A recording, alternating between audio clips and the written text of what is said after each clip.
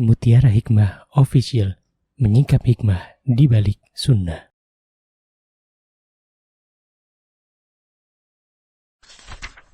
Salurkan donasi terbaik Anda untuk mendukung dakwah Mutiara Hikmah Official. Mari siapkan bekal akhirat kita. Jangan lewatkan kesempatan emas ini.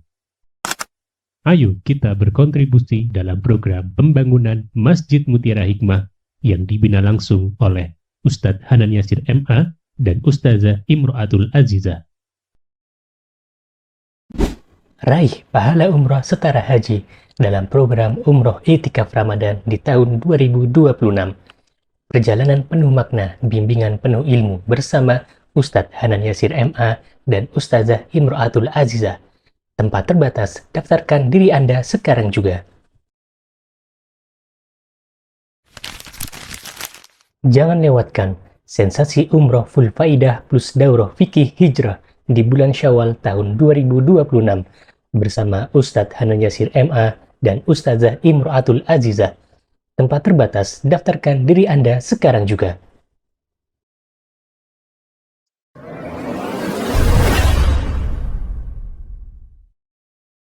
Baik, insya Allah ibu-ibu hari ini kita akan belajar untuk sebuah tema yang cukup penting sebenarnya bukan hanya bagi kita sebagai kaum wanita, tapi juga bagi seluruh hamba Allah yang ada di muka bumi ini. Di antara yang akan kita ambil tema adalah fikih kesehatan mental. Dan walillahilham, alhamdulillahilladzi bini'matihi tatimmus shalihat. Kita sudah selesai di buku yang sebelumnya. Masih ingat bukunya apa? 10 akhlak mulia untuk menuju surganya Allah Subhanahu wa ta'ala. Dari buku itu nanti ibu-ibu bisa dibaca-baca ulang kembali. Dan kita tahu bahwa sesungguhnya akhlak yang mulia itu bisa mengantarkan seseorang ke dalam surganya. Jadi walaupun kita sudah tidak lagi membahas buku itu, tapi harapannya apa yang sudah pernah kita dapatkan dari ilmu yang Allah Azza wa Jalla amanahkan kepada kita, maka kita amalkan dalam kehidupan kita sehari-hari. Baik, untuk nanti insyaAllah untuk bukunya sendiri Ustazah Ummu Afgan, nanti insyaAllah saya kirim PDF-nya ke antum. Dan nanti yang mau pesan silakan dikumpulkan atau dikoordinir oleh panitia kajian. Nanti saya hanya mengirimkan PDF-nya saja, silakan mau dicetak di mana dan terserah nanti bagaimananya ya. Baik. Jadi ada ibu-ibu subhanallah alhamdulillah wa syukurillah Allah zat yang maha baik ketika Allah tahu bahwa pada zaman sekarang banyak sekali subhanallah hamba-hamba Allah yang diuji di dalam kehidupan ini dengan ujian yang bermacam-macam. Setiap keluarga punya problemnya masing-masing. Setiap diri kita punya masalahnya masing-masing. Dan kenapa pada zaman dahulu ya orang-orang lebih tenang dalam menghadapi masalah. Tetapi ternyata pada zaman sekarang semakin banyak media sosial menyebar, ternyata di antara yang akhirnya dirasakan oleh kaum hawa terutama adalah berkaitan dengan kesehatan mental itu sendiri. Ya, dan subhanallah alhamdulillah kita menemukan sebuah buku, alhamdulillah bukunya judulnya 40 hadis seputar psikologi dan kesehatan mental. Ditulis oleh Syekh Dr. Fakhruddin bin Zubair Al-Mahassi. Ya, dimurajaah oleh Ustadz Yusuf Abu Ubaidah As-Sidawi dan diterjemahkan oleh Ustadz Sabto Abu Hanifah. Ya, insyaallah nanti buku ini teman-teman bisa dapatkan di panitia kajian Raudhatus Salihah dan semoga Allah Subhanahu wa taala berikan keistiqomahan untuk kita semuanya. Karena ini hadisnya 40. Bahkan kalau saya lihat di sini itu lebih dari 40. Ya, tetapi nanti ada yang double-double gitu ya. Di sini ada hadis ke-41 ya. Dan hadis ke-42 ya. Tetapi nanti insya Allah kita buat yang double-double ini jadi satu kajian gitu ya. Dan subhanallah ibu-ibu ternyata setiap masalah yang Allah berikan kepada kita, setiap problem yang Allah berikan kepada kita semuanya ada solusinya. Di mana solusinya? Di dalam Al-Quran dan di dalam hadis Nabi kita Muhammad sallallahu alaihi wasallam. Orang-orang yang beriman ketika menghadapi sebuah problem, sebuah masalah dalam kehidupan ini, pasti Allah akan sediakan solusi. Wa may yattaqillaha yaj'al lahu makhraja. Barang siapa yang bertakwa kepada Allah, maka Allah pasti akan berikan jalan keluar. Dan kita sebagai orang beriman, hendaklah ketika belajar mengacu kepada Al-Quran dan hadis, bukan mengacu kepada ilmu-ilmu barat. Ya, karena nanti konsepnya berbeda. Dan bukan hanya dalam kesehatan mental, tapi dalam seluruh lini kehidupan. Kita mengasuh anak kita, kita belajar bagaimana ilmu dalam berumah tangga, bagaimana ilmu dalam mendidik anak-anak. Itu sudah disiapkan oleh Allah dan Rasulnya di dalam Al-Quran dan hadis. Ya. Dan terkadang kita sebagai orang-orang beriman, terkadang kita masih mengadopsi konsep-konsep barat untuk kita jadikan panduan dalam kehidupan kita. Padahal tentunya ibu-ibu, konsep-konsep yang ada di sana dengan konsep-konsep yang telah dijelaskan oleh Allah dan Rasulnya itu sangat berbeda. Karena kita orang beriman, maka mengacunya kepada Al-Quran dan hadis. Dan kita tahu bahwa pada hari ini banyak sekali, subhanallah, ya, para wanita terutama muslimah yang akhirnya, ya, karena tidak kuat dalam menjalani kehidupan ini, akhirnya subhanallah di dalam kesehariannya terganggu mentalnya, ya, atau biasanya kita kenal dengan depresi. Dan itu bukan hanya 1, 2, 3, 4, banyak, subhanallah. Saya pernah, ya, berbicara atau bercengkrama dengan salah satu psikolog, ya, diantaranya mungkin teman-teman tahu Bunda Cinta, ya, ketika saya mengisi kajian di gedung asrama haji. Waktu itu masih ingat ibu-ibu yang ikut kajian di sana. Saya sama beliau ngobrol di tempat tempat kami istirahat. Kemudian beliau mengatakan bahwa sesungguhnya sekarang ini yang paling dibutuhkan oleh para ibu-ibu terutama itu adalah bagaimana ibu-ibu itu belajar tentang sebuah ketenangan. Bagaimana ibu-ibu belajar kembali tentang menerima takdir, katanya. Dan kata beliau, ini ranahnya antum, ranahnya ustazah, ranah saya ada lagi, katanya gitu, Masya Allah. Maka hari ini kita belajar.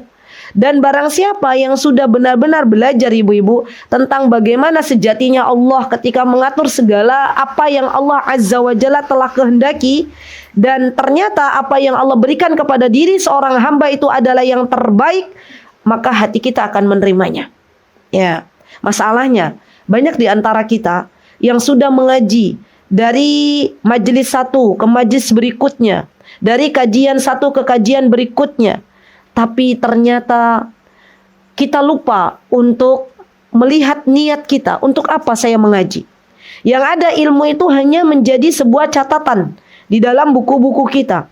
Yang ada ilmu itu hanya sebagai wawasan dalam kehidupan kita. Tapi ilmu itu belum Allah turunkan pada hati kita. Ilmu itu belum Allah jadikan bermanfaat untuk kehidupan kita. Penting bagi kita, ya, sebelum kita masuk ke hadis yang berkaitan dengan fikih kesehatan mental, penting bagi kita untuk memperbaharui niat. Untuk apa saya belajar? Ya, untuk apa saya duduk di majelis ilmu?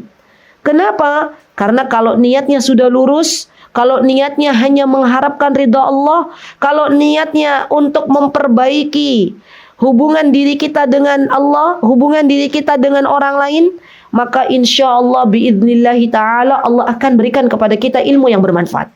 Ya, jadi luruskannya. Ya. Dan Allah Subhanahu wa taala akan memberikan kepada seorang hamba sesuai dengan niatnya masing-masing. Kalau niatnya hanya sekedar pengen ketemu bestinya, oke, ketemu besti gitu ya. Setelah itu sudah tidak ada lagi yang tersisa. Kalau niatnya pengen biar dagangannya laris, oke, Allah lariskan dagangannya. Tapi ketika pulang ya rasanya masih ada kegelisahan yang nggak tahu dari mana. Ketika niatnya hanya ingin sekedar misalnya duduk absensi, dapat ya, tapi ternyata ketika pulang ya hati ini terasa hampa. Itulah sejatinya sebuah niat. Maka luruskan kembali niat-niat kita ibu-ibu, bahwa sesungguhnya tidaklah kita datang ke majlis ilmu kecuali ini adalah kewajiban dari Allah Subhanahu wa taala, dan kita berharap semoga apa yang kita dapatkan dalam majlis ilmu ini menjadi ilmu yang bermanfaat. Amin Allahumma amin. Baik, nanti insyaallah ini hanya sekedar penjelasan singkat.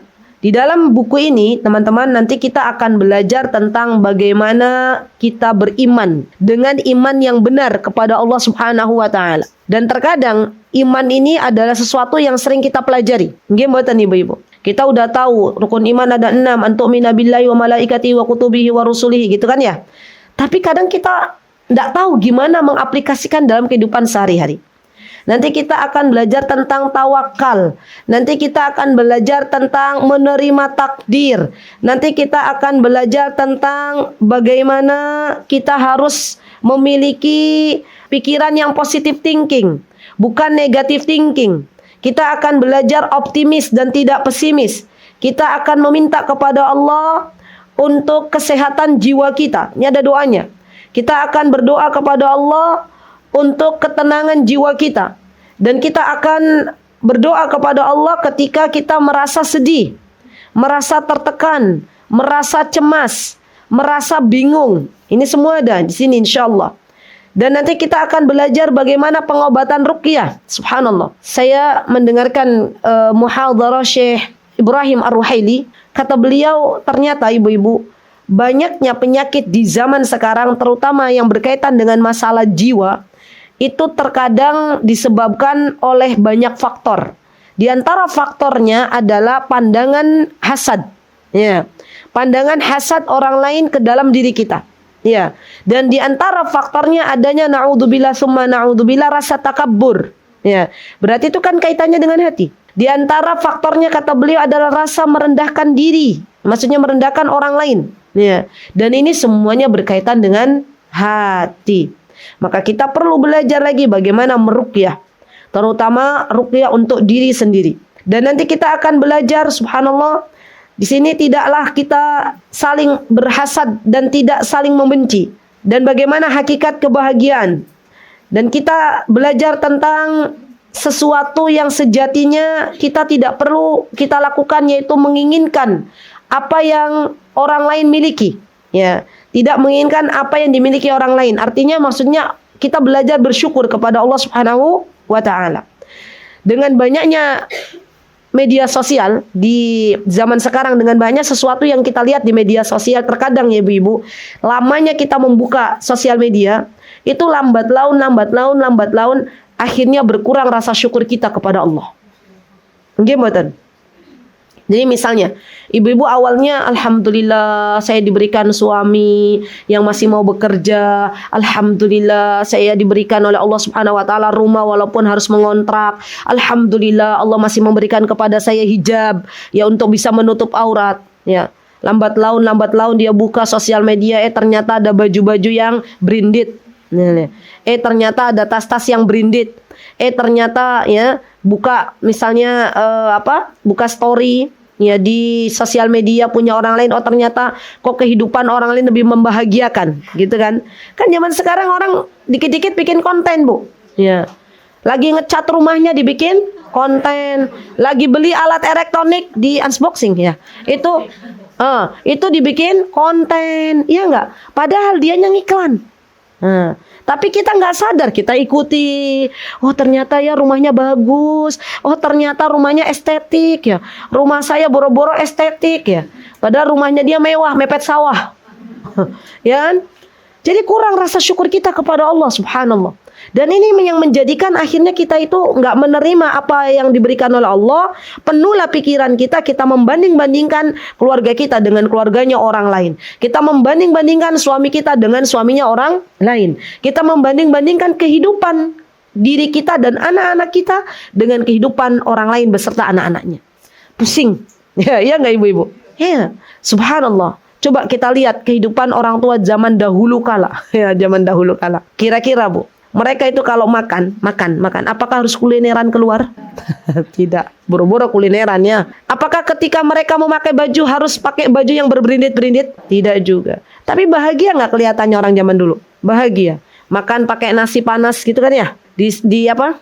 Kasih sambal terasi, kasih apa lagi? Tempe, terus kerupuk, ya kerupuk, terus ikan gereh, sayur asem, masya Allah, lezatnya luar biasa. Ya, zaman sekarang, ya, kira-kira ibu-ibu masih ada nggak orang-orang yang menghargai makanan yang luar biasa itu? Sudah nggak ada, jarang. Ya, sedikit. Mereka akan mencari sesuatu yang baru. Ya, karena saking banyaknya konten makanan, akhirnya apa? Penasaran.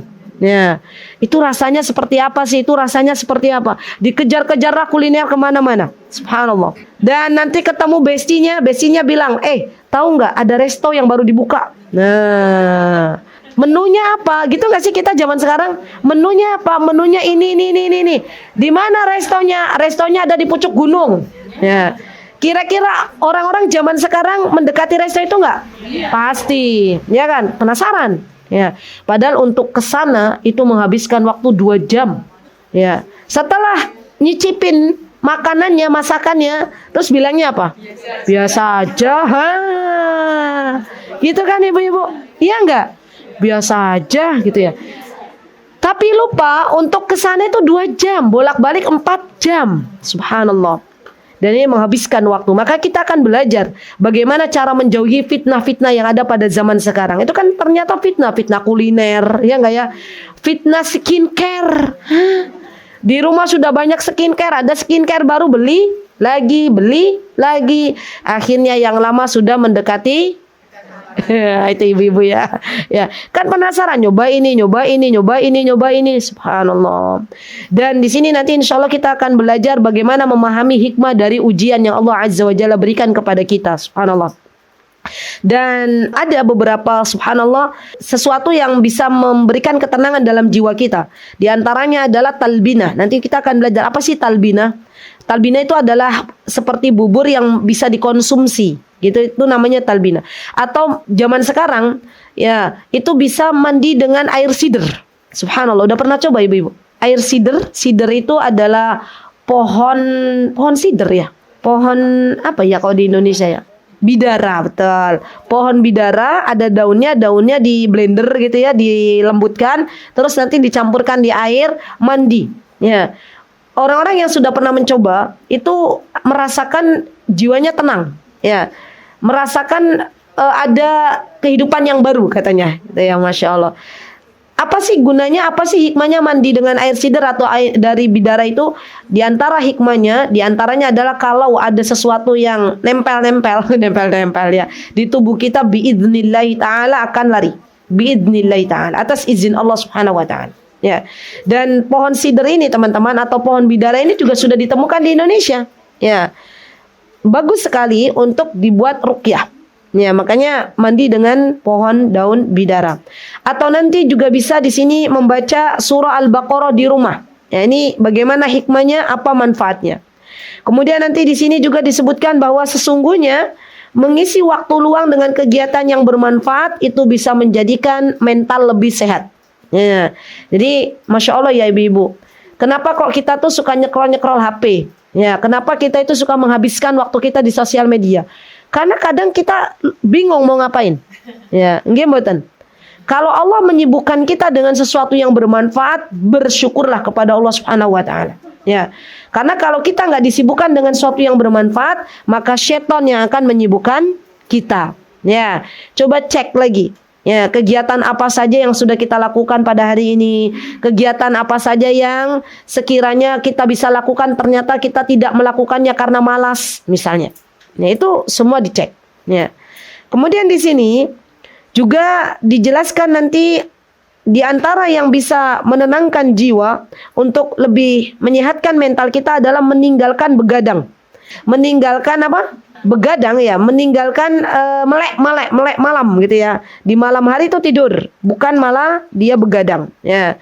Kemudian nanti juga di sini dijelaskan ibu-ibu terakhir adalah bahwa sesungguhnya ketenangan jiwa itu diraih dalam majelis ilmu. Itu ujungnya, masya Allah. Siap untuk belajar 40 hadis? Insyaallah. Biiznillahi ta'ala. Baik. Kita ambil satu ya hari ini ya. Bismillah. Insyaallah hadis ini ibu-ibu adalah hadis yang cukup populer di kalangan kita semuanya. Insyaallah sudah pernah kita pelajari tapi perlu kita amalkan dalam kehidupan kita sehari-hari. Hadis yang pertama dalam buku 40 hadis seputar kesehatan mental adalah hadis yang diriwayatkan oleh Ibnu Abbas radhiyallahu anhu. Ibnu Abbas ini adalah salah satu sepupunya Rasulullah sallallahu alaihi wasallam. Beliau anaknya Abbas, pamannya Rasulullah sallallahu alaihi wasallam. Apa kata Abdullah ibnu Abbas? Qala, kuntu khalfa Rasulillah sallallahu alaihi wasallam yauman. Kata Ibnu Abbas, pada suatu hari aku pernah dibonceng di belakang Rasulullah sallallahu alaihi wasallam. Ini menunjukkan bahwa Rasulullah itu zaman dulu kala beliau itu adalah seorang hamba Allah yang tawadhu. Subhanallah, yang tawadhu. Artinya beliau tidak menyombongkan diri beliau karena beliau sebagai pemimpin umat misalnya ya, maka beliau nggak mau lagi bergaul dengan anak-anak kecil, tidak. Beliau tetap bergaul dengan anak kecil, membonceng Abdullah ibnu Abbas di belakang beliau. Masya Allah. Dan ini ibu-ibu, pengen tahu nggak resepnya awet muda? Pengen tahu? Apa resepnya awet muda? Siapa yang pengen awet muda angkat tangan? Oh, semua. Kalau pengen awet muda, bergaul dengan anak-anak. Ya, bergaul dengan anak muda itu awet muda, itu yang kami rasakan. Jadi ibu bisa dibayangkan enggak, kami tuh saya sama Ustadz Hanan habis pulang ya, misalnya pulang dari mana gitu ya, terus kita baru mobil baru mundur tuh, udah disambut sama anak-anak banyak itu, Ustadz Hanan, Ustadzah Aziza, sambil loncat-loncat.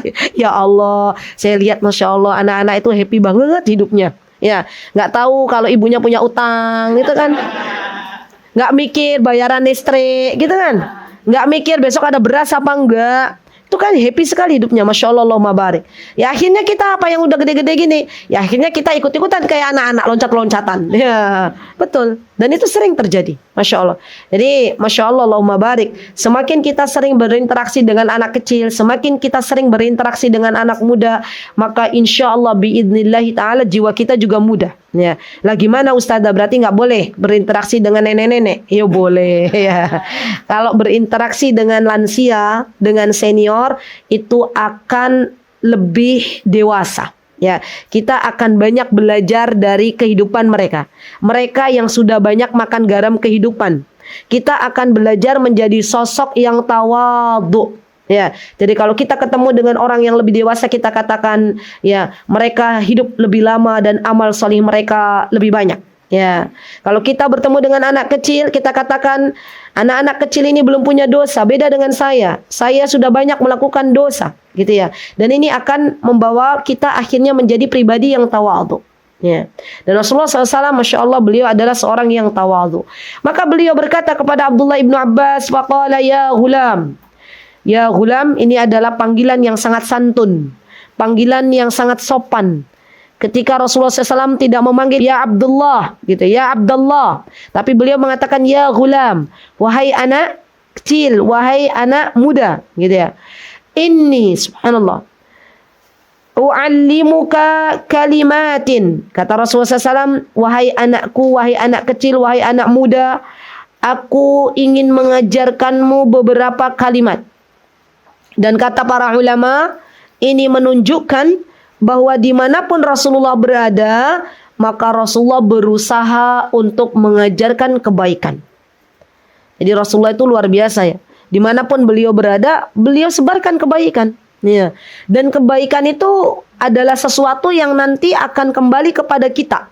Kebaikan yang kita berikan kepada orang lain, sejatinya itu akan balik lagi ke kita. Kalau kita berbuat kebaikan untuk diri kita, belum tentu kita mendapatkan kebahagiaan. Tapi kalau kita memberikan kebaikan kepada orang lain, maka Allah pasti akan berikan kebahagiaan untuk kita. Itu kuncinya. Ya, jadi kunci dalam kehidupan kalau kita pengen dibahagiakan oleh Allah, sering-seringlah berbuat baik kepada orang lain.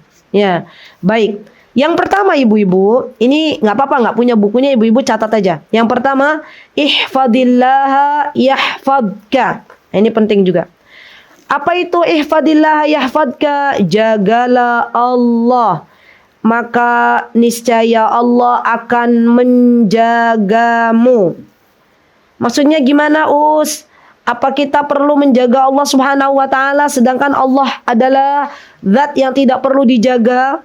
Maksudnya teman-teman adalah kita menjadi sosok hamba yang senantiasa mentaati Allah Subhanahu wa taala. Kita menjadi sosok hamba yang senantiasa menjauhi apa-apa yang dilarang oleh Allah Subhanahu wa taala. Misalnya bagaimana cara menjaga Allah yang dimaksud? Misalnya ada panggilan salat, Allahu Akbar, Allahu Akbar. Maka kita langsung tunaikan salat. Dan salat itu akan memberikan efek ketenangan jiwa. Subhanallah. Ibu-ibu, saya yakin orang yang terbiasa salat di awal waktu, suatu hari ada tamu di rumahnya. Atau dia sedang bepergian kemana, yang ngobrol sama bestinya. Terdengar adzan, tapi dia pekewo, mau ninggalin bestinya nggak enak. Ada tamu mau ninggalin tamunya nggak enak. Itu dalam hati itu sudah cemas tuh. Ya Allah, adzan sudah berkumandang, aku yo pengen sholat. Gitu nggak sih ibu? Ya, berarti jiwanya sehat. Ya, tetapi kalau ada orang terbiasa sholatnya tidak di awal waktu, tapi sholatnya diakhirkan, maka lambat laun itu sudah menjadi hal yang biasa. Ya, subhanallah. Dan coba lihat, orang yang terbiasa mengawalkan waktu salat, maka Allah akan berikan kepadanya kebahagiaan jiwa. Subhanallah. Kenapa? Karena Rasulullah SAW pernah mengatakan kepada Bilal, ya Bilal, arihna bis salah. Kata Rasulullah, wahai Bilal, istirahatkan jiwa-jiwa kita dengan salat. Jadi cara mengistirahatkan jiwa itu dengan salat, ya akhwat. Dan perhatikan salat kita. Bukan hanya salat itu sebagai penggugur bagi kewajiban kita, tapi jadikan salat ini sebagai ibadah yang bisa menjadikan hati kita lebih khusyuk. Caranya bagaimana? Perbaiki wudhu kita. Wudhu itu penting, Ibu. Baik atau tidaknya salat kita itu kaitannya erat dengan wudhu. Makanya di antara pelajaran yang penting untuk kita pelajari sebagai seorang muslimah adalah bagaimana tata cara wudhu yang diajarkan oleh Rasulullah Sallallahu Alaihi Wasallam. Ya, belajar lagi. Kalau dulu mungkin kita, ya, nun sewu, saya juga pernah melakukan ini. Ya, ketika membasuh rambut kita hanya gini ya Bu ya, iya nggak sih? Itu kan saya juga pernah, malah bertahun-tahun, ya. Tapi setelah Rasulullah SAW menjelaskan bagaimana tata cara wudhu yang benar, ternyata nggak begitu. Ya, ada tata caranya sendiri. Ya, kita angkat tangan kita, kemudian kita usapkan ke rambut, ya. Kemudian menuju ke arah belakang, diangkat lagi ke depan sembari pegang telinga kita, gitu kan? Ya. Dan itu tata cara yang diajarkan oleh baginda Rasulullah SAW. Kalaulah bukan karena petunjuk Allah, ibu-ibu, kalaulah bukan karena hidayah Allah yang Allah berikan kepada kita, maka kita tidak akan meninggalkan kebiasaan lama kita. Subhanallah. Karena kita akan mengatakan, itu yang diajarkan oleh ibuku, itu yang diajarkan oleh mbah buyutku, itu yang diajarkan oleh nenek moyangku. Ya, orang-orang musyrikin zaman dahulu kala, ketika Rasulullah SAW datang menjelaskan sesuatu dari Allah Subhanahu Wa Taala, maka di antara alasan mereka adalah, aku tidak mau meninggalkan agama nenek moyangku. Aku tidak mau meninggalkan kebiasaan nenek moyangku. Subhanallah.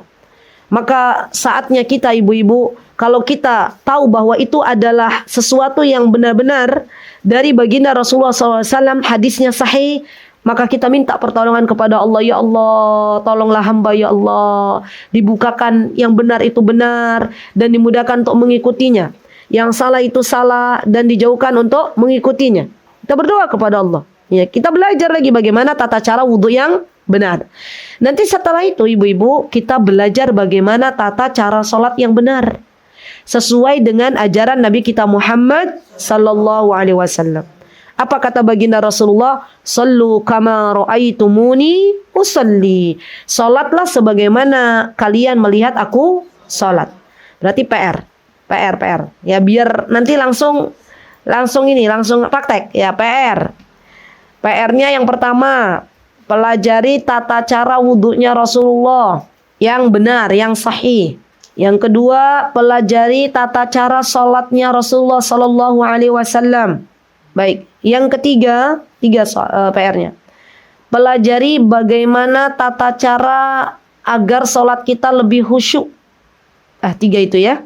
Baik, sudah. Nanti ibu-ibu bisa cari di di kuncinya wudhu yang diajarkan oleh Rasulullah SAW. Gitu, insya Allah banyak. Ya.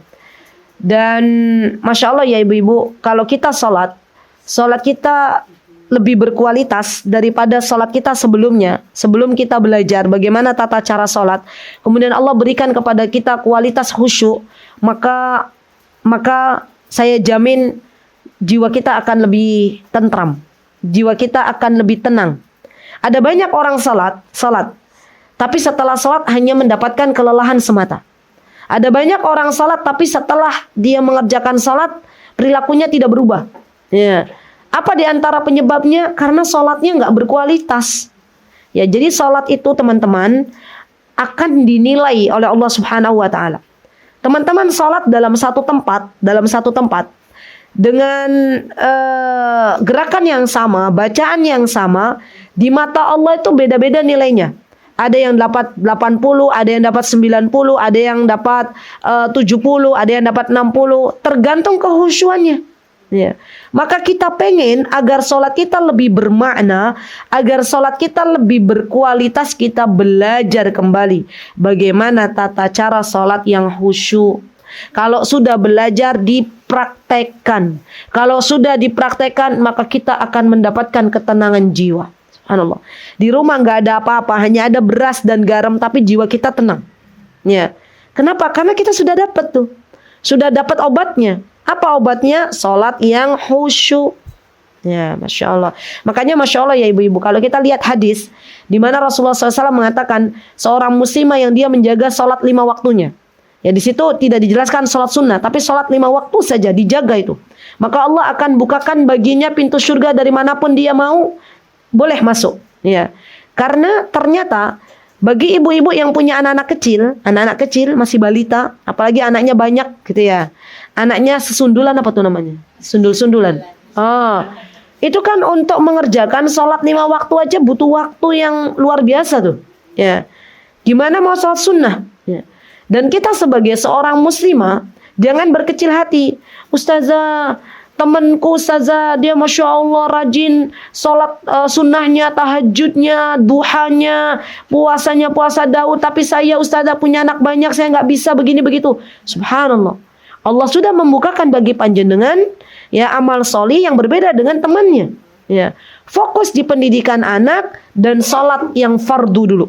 Perbaiki sholat fardu, yarhamukillah. Gitu ya. Perbaiki sholat yang wajib, maka Allah ridho kepada jenengan. Masya Allah.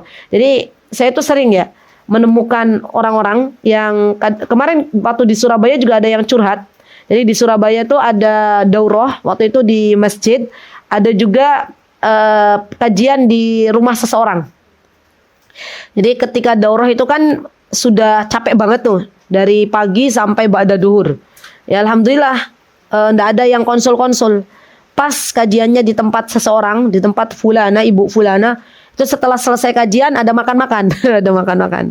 Akhirnya apa? Ya saya mau makan atau itu ya, ustazah mau tanya, mau konsul. Ya sudah gimana mau lari, orang ada makanan di depan ya. Saya bilang oke bu boleh, tapi saya izin sambil makan boleh? Oh iya boleh ustazah ya. Di antara mereka curhatan mereka, kata mereka di antaranya, ustazah saya itu ustazah dulu sebelum menikah saya merasakan ibadahku tuh lebih berkualitas, kata beliau, sebelum menikah katanya. Tapi kenapa setelah menikah ustazah, ya banyak sekali tanggung jawab saya harus mengurusi suami, saya harus mengurusi anak-anak, ya saya harus mengurusi rumah. Kok sepertinya ibadahku nggak berkualitas? Saya katakan begini kepada mbaknya, mbak, ya bersyukurlah kepada Allah. Apa yang Allah berikan kepada jenengan itu sesuatu yang banyak dirindukan oleh orang lain. Ya, jenengan ki masih laku loh. Ada orang yang mau sama jenengan. Dia ketawa, mulai ketawa ya. Ya, orang lain seusia jenengan belum tentu sudah Allah berikan pasangan hidup. Ya, terus akhirnya beliau sudah mulai tenang tuh. Awalnya sedih gitu raut wajahnya. Jadi terus yang kedua saya bilang sekarang semampunya jenengan. Ya, jenengan mampunya apa dari berbagai macam amal soleh kerjakan. Ya. Kemudian fokus di setelah mengerjakan yang wajib, ya prioritaskan yang wajib, kemudian fokus di kewajiban jenengan berbakti kepada suami. Saya bilang begitu. Oh, berarti ketika saya berbakti kepada suami itu dapat pahala, Ustaz? Dapat. Ya. Dan Masya Allah ternyata banyak sekali ya wanita-wanita yang menyangka bahwa ketika hari-harinya disibukkan dengan keluarganya itu tidak berpahala di sisi Allah Subhanahu wa taala. Padahal jelas Allah itu zat yang maha baik. Tidaklah kita sebagai seorang istri menyiapkan makanan untuk anak kita, untuk suami kita, maka Allah Azza wa Jalla pasti akan ridho. Ya, dan ini yang perlu digaris bawahi. Baik. Kemudian ibu-ibu, di antara cara untuk menjaga Allah, di antaranya apabila ada larangan dari Allah Subhanahu wa taala dan dari Rasulnya, maka kita bersegera untuk menjauhinya. Kalau tadi kan adanya perintah kita langsung mendekati, adanya larangan kita langsung menjauhinya. Ibu-ibu pernah nggak ada temennya curhat ke ibu-ibu? Aku dulu begini. Terus ibu-ibu kasih solusi. Ya udah kalau kayak gini berarti kamu harus gini. Terus temennya nyetok gini, ngeles. Tapi kan aku begini gitu nggak? Pernah nggak? Itu ibu-ibu yang dicurhati kesel nggak? Terus maunya apa gitu loh? Sudah tak kasih solusi kok malah ngeles gitu kan ya intinya ya. Ya. Dan wanita zaman sekarang banyak yang begitu. Subhanallah. Ya, sadar atau tidak, ketika dia berusaha mengelak gitu ya, pengen dinasehati, sudah curhat, diberikan solusi, tapi dia mengelak dengan dasar bahwa saya tuh begini tapi itu justru yang akan mengeraskan jiwanya. Subhanallah. Ya. Terima dulu nasihatnya. Ya. Oke, baiklah. Saya terima nasihatnya. Terima kasih. Jazakillahu khairan. Itu akan lebih senang orang yang menasihati daripada orang yang banyak ngeles, orang yang banyak membela diri. Ya, coba dulu renungkan, kan minta nasihat, dinasehati terima dulu. Ya, jangan sampai wal iyadzubillah kita dijauhkan dari rahmatnya Allah, kita akhirnya dijauhkan dari ketenangan jiwa gara-gara kita suka melawan, gara-gara kita suka ngeles. Suaminya bilang A, kita bilang B, suaminya bilang C, kita bilang D. Ya. Masya Allah, Allahumma barik. Saya ketemu ibu-ibu dengan salah satu wanita. Semoga Allah Azza wa Jalla menjaga beliau. Beliau belum lama berhijrah. Tapi saya dari awal kenal beliau, saya dipertemukan dengan seseorang. Ustazah, ini teman saya. Beliau Masya Allah, Allahumma barik, ya pengen kenal dengan sunnah ya lebih dalam. Masya Allah, beliau sudah resign dari kerjaan beliau. Masya Allah. Dan beliau benar-benar pengen menjadi pribadi yang lebih baik. Ya, Masya Allah, Allahumma barik. Saya melihat dari raut mukanya tuh tulus banget. Ya, tulus sekali, pengen berubah memang. Masya Allah, Allahumma barik. Masya Allah, Allahumma barik.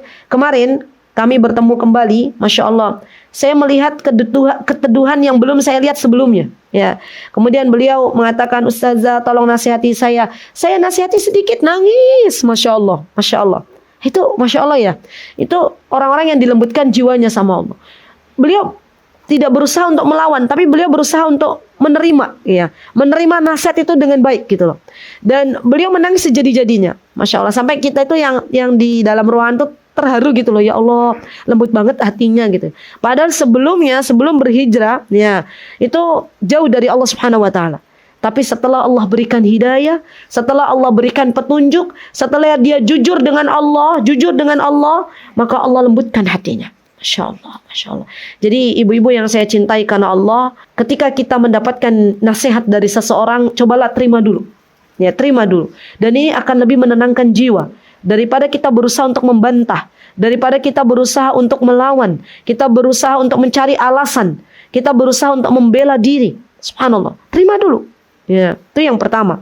Dan yang kedua ibu-ibu, kalau kita dapat nasihat, minta sama Allah agar nasihat itu masuk ke dalam hati kita. Berdoa kepada Allah, diterima. Berdoa kepada Allah agar nasihat itu masuk ke dalam diri kita. Dan yang ketiga adalah kita minta kepada Allah agar nasihat itu mudah untuk kita amalkan. Ya, bagaimana seseorang hidupnya mau berubah kalau minta nasihat kepada A dia berusaha melawan, minta nasihat kepada B dia berusaha membela diri, minta nasihat kepada C dia berusaha untuk tidak menerimanya. Ini kan sesuatu yang bertolak belakang, ya enggak? Tapi kalau dia sudah berusaha menerima, berusaha untuk mengamalkan, maka insya Allah tidaklah hari-harinya kecuali dipenuhi dengan kebahagiaan.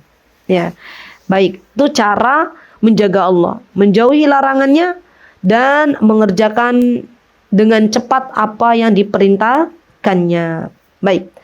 Kemudian kalau kita sudah menjaga Allah, ihfadillah yahfadka. Maka Allah akan jamin dalam kehidupan kita, pasti Allah akan menjaga kita. Ya. Berarti apa? Allah jaga akal kita, Allah jaga hati kita, Allah jaga kehidupan kita, Allah jaga keamanan kita. Ya.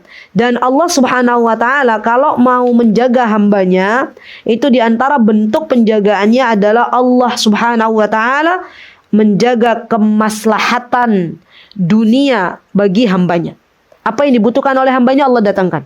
Apa yang kita perlukan sesuai dengan kebutuhan kita Allah datangkan. Pasti itu, pasti. Orang-orang yang bertakwa kepada Allah, ibu-ibu, sebelum kita meminta kepada Allah, kita baru batin, bahasa Jawa apa ya? Batin. Baru dalam hati. Ya Allah, aku pengen banget buah itu. Baru dalam hati. Tiba-tiba sampai rumah ada orang ngirimin buah itu. Pernah nggak kejadian begitu? Pernah kan? Berarti percaya sama Allah. Allah itu zat yang maha baik. Ibu-ibu pas butuh uang buat bayar SPP anak-anaknya. Pas butuh, Masya Allah, pas Allah gerakan seseorang yang dulu punya utang lama sekali nggak bayar-bayar. Tiba-tiba dia dapat rizki, datang ke rumah kita. Jeng, aku dulu pernah utang 20 juta. Ini aku bayar lunas. Masya Allah. Padahal kita lagi butuh untuk SPP anak kita. Pernah begitu dalam kehidupan? Pernah. Masya Allah. Pernah nggak ibu-ibu pengen umroh? Allah datangkan cara dengan caranya Allah kita diumrohkan oleh Allah Subhanahu wa taala. Pernah? Pernah, ya. Berarti ibu-ibu itu adalah bentuk penjagaan Allah Subhanahu wa taala untuk dunia kita. Ustazah, gimana kalau saya sudah berdoa sama Allah, saya sudah meminta sama Allah, tapi Allah belum berikan apa yang kita pinta, apa yang kita harapkan? Jangan berburuk sangka kepada Allah. Allah itu zat yang maha baik. Allah itu tahu kapan waktunya kita diberikan sesuatu yang kita pinta. Bisa jadi kalau disegerakan, maka itu tidak baik untuk agama kita. Maka Allah tunda. Ya, ada saatnya Allah akan beri kepada kita kalau itu adalah kebaikan untuk dunia dan akhirat kita. Jadi itu yang harus kita tulis, teman-teman.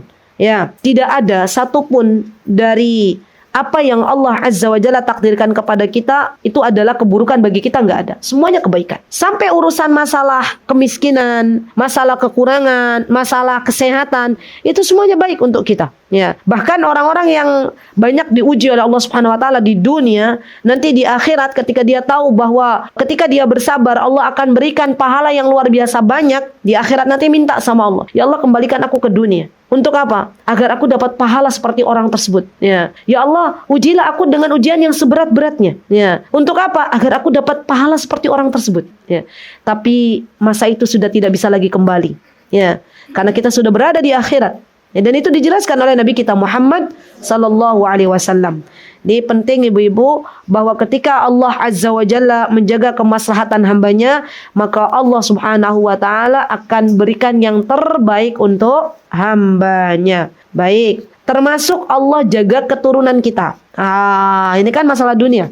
Dan yang paling penting zaman sekarang itu ibu-ibu, kita meminta kepada Allah agar Allah Azza wa Jalla senantiasa menjaga anak keturunan kita. Ngeri-ngeri sedep ya zaman sekarang ketika kita mendengar ya ada anak yang dipondokkan, tapi ternyata di pondok naudzubillah summa naudzubillah ustadznya yang melakukan sesuatu yang di luar norma agama. Misalnya, ada anak yang dititipkan untuk ngaji, ternyata di situ dia mendapatkan sesuatu yang tidak baik. Ya, ada anak yang disekolahkan tinggi-tinggi, tapi ternyata dia dapat pergaulan bebas. Ya, ada anak yang disekolahkan di sekolah favorit. Ya, tapi ternyata waliyadzubillah dia terkena pergaulan penyuka sesama jenis. Itu kan banyak. Ya, zaman sekarang, naudzubillah summa naudzubillah. Maka tidak ada jalan yang bisa kita lakukan ibu-ibu sebagai orang tua kecuali kita mendekat kepada Allah. Kalau kita mendekat kepada Allah, pasti Allah akan menjaga anak keturunan kita. Tidak percaya? Buka surah Al-Kahfi ayat 82.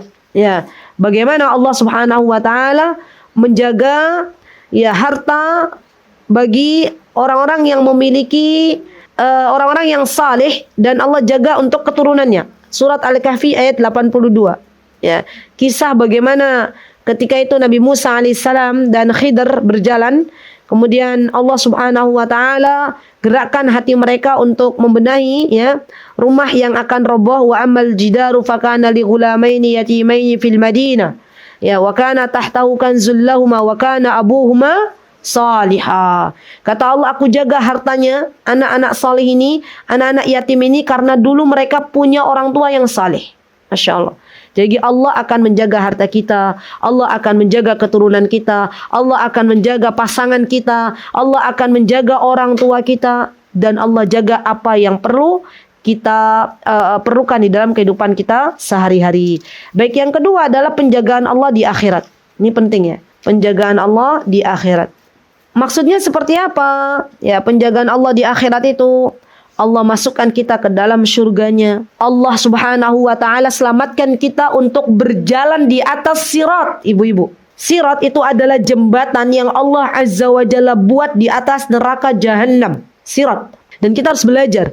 Takutlah kalau kita mendengar kata sirat. Ya, zaman dahulu kala para sahabat kalau berdoa kepada Allah Azza wa Jalla, mereka di antara doanya, ya Allah selamatkanlah kami ketika berjalan di atas sirat. Ya, orang-orang yang berjalan di atas sirat itu berbeda-beda keadaannya. Ada yang berjalan seperti kejapan mata, ada yang berjalan seperti angin, ada yang berjalan terseok-seok, ada yang berjalan dia sekalinya terjatuh ke dalam neraka Jahannam. Ya. Dan kita minta kepada Allah agar Allah jaga diri kita tidak terpeleset. Dan itu adalah doa orang-orang yang beriman. Bagi siapapun yang dia berusaha di dunia ini menjaga hak-haknya Allah, maka Allah selamatkan dari hura-hara hari kiamat. Allah selamatkan dari panas teriknya matahari yang ada di akhirat nanti. Allah Subhanahu wa taala masukkan ke dalam surganya tanpa hisab dan tanpa adab. Masya Allah. Allah angkat derajatnya. Bahkan bukan hanya Allah angkat derajatnya dia, tapi Allah pun angkat derajat seluruh keluarga besarnya. Masya Allah. Ini bentuk penjagaan Allah. Masya Allah. Allahumma barik. Ibu-ibu mohon doanya ya ibu-ibu. Alhamdulillah wa syukrulillah bifadlillahi ta'ala. Alhamdulillah kalhamdu wa laka syukur. Hada min fadlillah. Hada min fadlillah. Pekan ini, Ustazah Afgan, saya punya anak tambahan 2. Anak tambahan 2 ya. Jadi putri saya kan 2. Ya, tambah 2, jadi 4. Ya, alhamdulillah. 2 anak ini, alhamdulillah, sekarang lagi menyelesaikan hafalan Al-Qur'annya. Ditambah 2 putri saya. Ya, jadi kami tuh pengen banget ibu-ibu dari dulu memang ya, pengen punya tempat untuk menghafal Al-Qur'an, tapi untuk anak-anak yang lulus SMA atau lulus SMP. Tapi khusus untuk menghafal Al-Qur'an saja. Ya, fokus ya. Alhamdulillah pekan kemarin sudah masuk. Kami belum punya fasilitas karena Masjid Mutiara Hikmah OTW sedang dibangun. Terima kasih doanya, jazakunallahu khaira. Alhamdulillah kalhamdu wa laka syukur. Maka kami kontrakan rumah. Di belakang rumah kami ada kontrakan punya warga, kami kontrakkan. Alhamdulillah di sana ada 4 berarti ya. Dan alhamdulillah semuanya bebas biaya, beasiswa semuanya. Alhamdulillah. Lakal hamdu wa lakal syukur. Semoga Allah menerima segenap amal ibadah kita semuanya. Ya. Nah, gimana tuh? Apa kaitannya ketika kita memperjuangkan anak-anak untuk menghafal Quran? Harapannya ibu-ibu, nanti suatu hari kelak mereka yang sedang menghafal Al-Quran akan membawa kita ke dalam surganya Allah. Dan kita nggak pernah tahu ya, siapa yang akan menggandeng tangan kita ke dalam surganya. Kalau anak-anak kita disolikan oleh Allah, mungkin anak-anak kita. Tapi bagaimana yang belum Allah berikan keturunan? Ya, siapa yang akan menggandeng tangannya dia ke dalam surga? Bisa jadi anak-anak asuhnya ini. Ya, dan kita nggak pernah tahu amal ibadah apa yang akan memasukkan kita ke dalam surganya Allah Subhanahu wa Ta'ala. Jadi teruslah bersemangat dalam kehidupan ini, ibu-ibu. Apa yang sudah saya berikan untuk agamanya Allah? Apa yang sudah saya siapkan untuk usia kedua saya? Kalau 1 jam lagi Allah panggil saya, apa yang sudah saya tinggalkan? Ya, adakah anak-anak yang sudah saya didik? Adakah buku yang sudah saya tulis? Adakah rumah-rumah tahfidz yang sudah saya berdirikan? Adakah masjid-masjid yang sudah saya turut wakaf di dalamnya? Itu yang harus kita pikirkan. Kita butuh penjagaan Allah di akhirat. Kita butuh agar nanti kita dimasukkan ke dalam surganya Allah tanpa hisab dan tanpa adab. Mumpung kita masih di dunia, yuk bersemangat ya. Habiskan waktu kita untuk sesuatu yang bermanfaat. Ya, semoga Allah Azza wa Jalla ridho kepada kita dan semoga Allah Subhanahu wa taala mewafatkan kita kelak dalam keadaan husnul khatimah. Baik, amin Allahumma amin. Ini hadisnya cukup panjang, insyaallah sampai titik di sini dulu karena nanti ihfadillah tajidu tujahaka. Ya, idza sa'alta fas'al, ini panjang sekali. Ya, tadi PR-nya ada berapa? 3. Sedikit demi sedikit lebih baik daripada banyak tapi kita tidak mengamalkannya. 3 PR itu insya Allah dikerjakan oleh ibu-ibu semuanya, ya. Dan nanti kalau ada yang tanya di grup, sudah ada yang dapat linknya belum? Kalau sudah ada yang dapat linknya, di-share ke yang lain. Dan itu subhanallah menjadi jariyah. Ya, menjadi jariyah. Kalau kita barusan nge-share tata cara sholat, terus 5 menit lagi kita meninggal dunia, ibu-ibu yang ada di grup, ya, sudah mempelajarinya, kita dapat pahalanya. Masya Allah. Jadi nasihat untuk diri saya, ini untuk diri saya dan ibu-ibu semuanya, ya jadilah kita pembuka pintu-pintu kebaikan, ya dimanapun kita berada. Kita nggak pernah tahu apa yang memasukkan kita ke dalam surganya Allah Subhanahu wa Ta'ala. Sebisa mungkin apa yang kita berikan kepada orang lain, maka berikan. Apa kata Rasulullah SAW? Khairun nasi anfa'uhum linnas. Sebaik-baik manusia adalah orang yang bermanfaat untuk sesama. Barakallahu fi kunna jami'an, jazakunallahu khairan. Aqulu qawli hadha wa astaghfirullah li wa lakum wa akhiru da'wana alhamdulillahi rabbil alamin. Wassalamualaikum warahmatullahi wabarakatuh. Mutiara Hikmah Official, menyingkap hikmah di balik sunnah.